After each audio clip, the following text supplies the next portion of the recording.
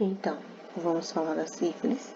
A sífilis é uma doença comum, é uma doença conhecida, é uma doença que tem uma grande incidência na nossa região, tá? Então, é causada pela tricoema pálido e a gente tem 3 formas de transmissão.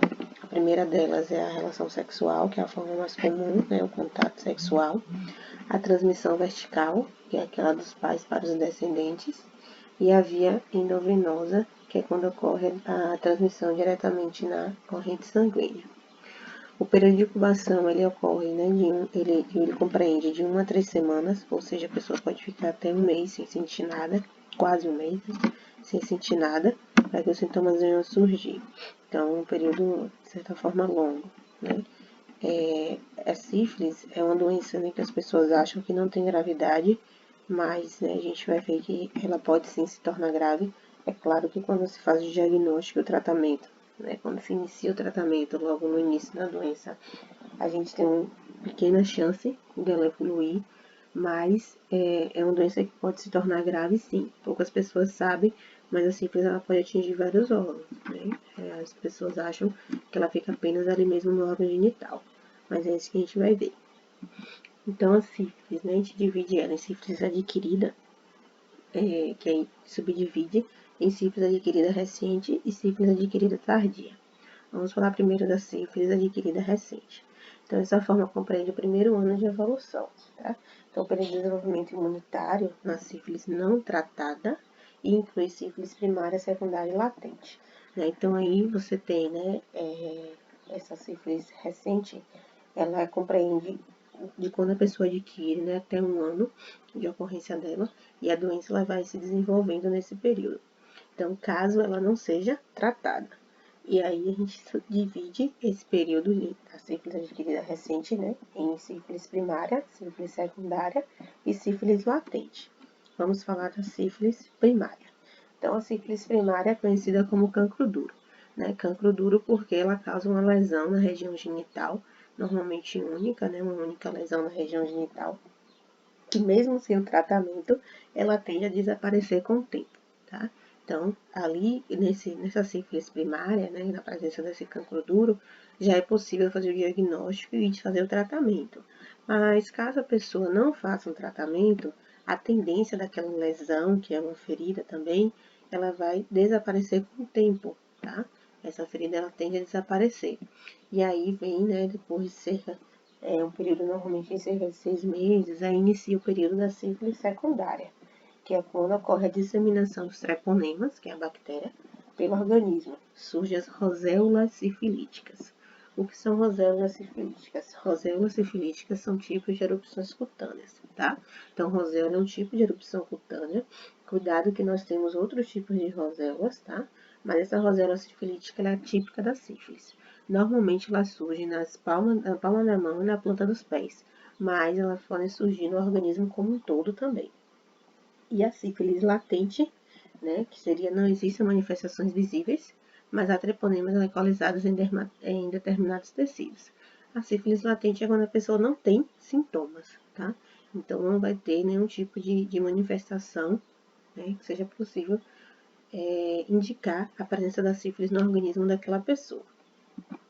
Então, aqui a gente tem as imagens aqui, né, das fases. Na primeira fase, como eu falei, a presença do cancro duro, né, se caracteriza por uma única lesão, tá? Então, aqui no pênis, aqui na região genital feminina.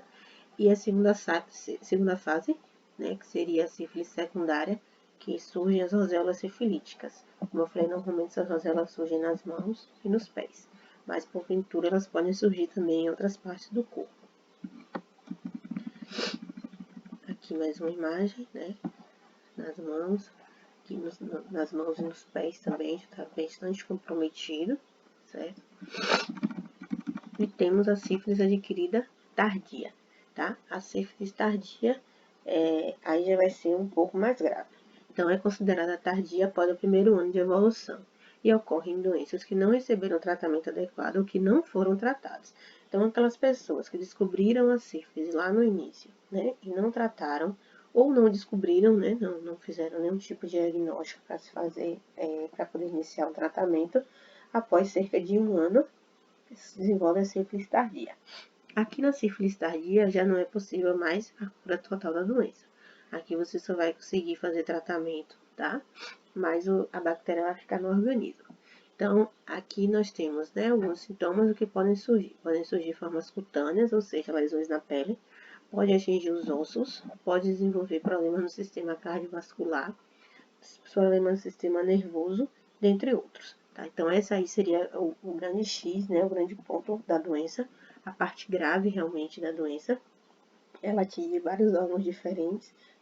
Normalmente é isso aí que as pessoas não sabem, as pessoas acham que não, né? Que sífilis ela vai ficar ali apenas região genital, no máximo nas erupções cutâneas.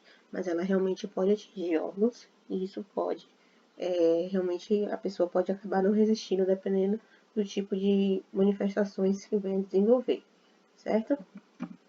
Aí temos, ups,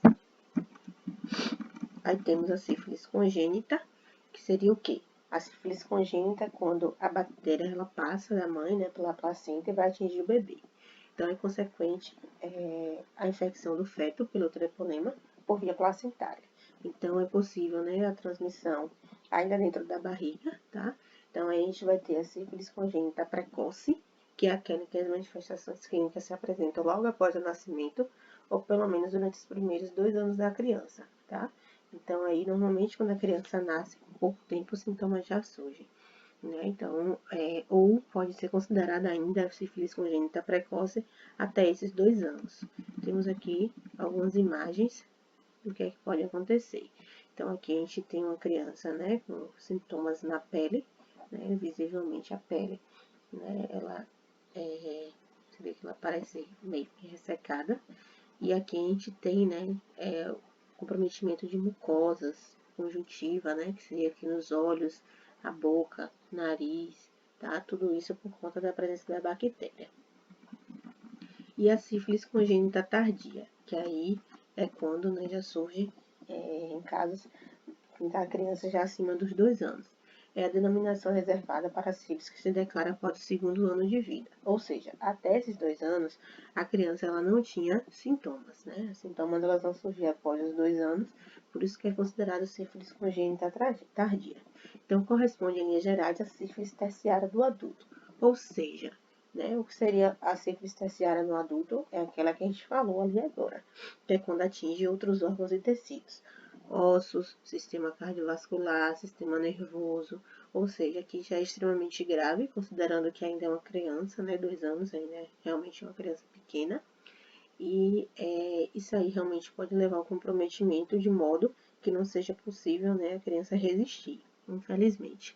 Então, é considerada realmente uma doença grave, né, seja ela no adulto ou na criança, caso não se tenha um diagnóstico e não se tenha um tratamento. Sífilis, né? Aliás, não só sífilis, né?